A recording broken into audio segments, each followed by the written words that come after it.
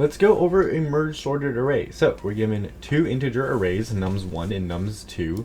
They're both vector and they're type int. We're modifying the actual array itself because we have this ampersand reference part.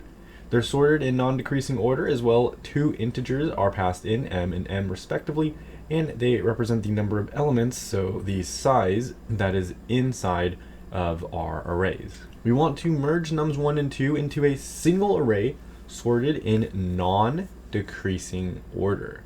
Our final solution should be stored in nums1. We're not returning anything, hence the void part. It's going to be of type public inside of the class solution. We're given some examples down here you can look at if you would like.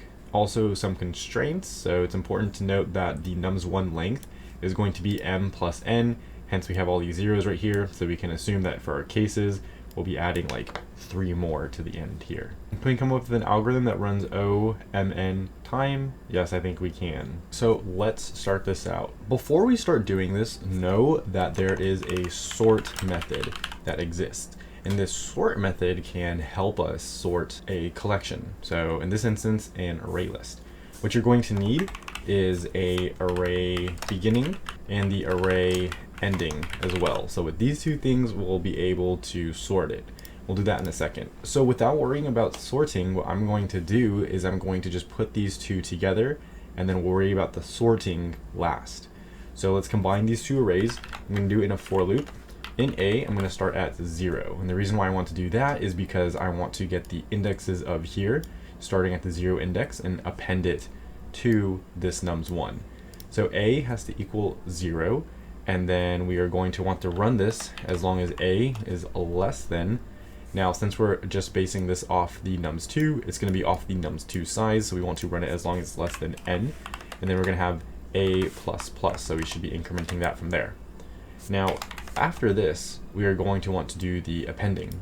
So let's say we have nums1, and then we're going to be at index m, right? Because that's going to be the very max. Remember, index is 1 less than length, and this is perfect because if we have 3 elements inside of here, m is going to hold 3. Well, index-wise, we have 0, 1, 2, like this, 0, 1, and 2.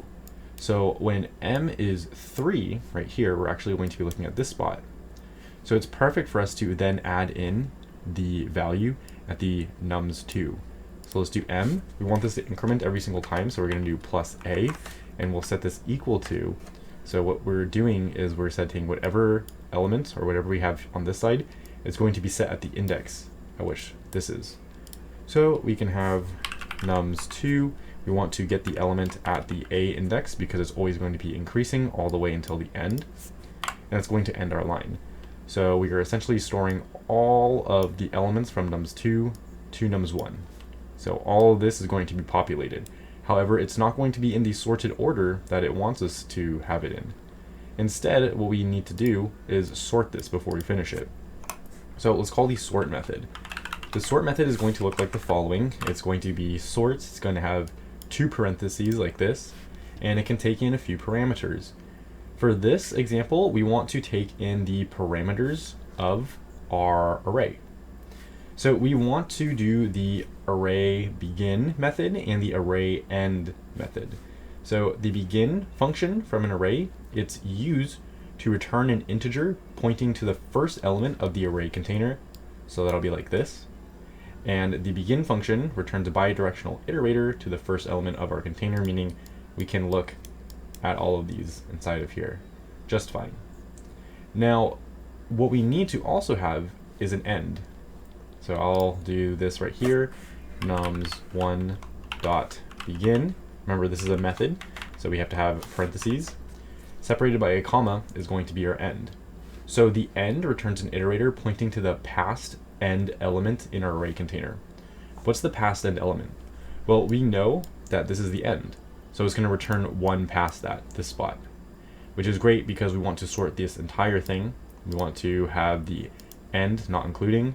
So inside of here, we are going to have nums1 dot end.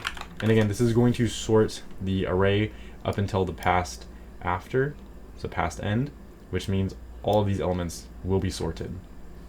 And that's going to be pretty much it. We've used the sort, and we've just added elements to the array pretty easily, and then all of the magic is really done in here, and it's going to pass all of our test cases. And that'll be it for the C++ edition of merge sort array.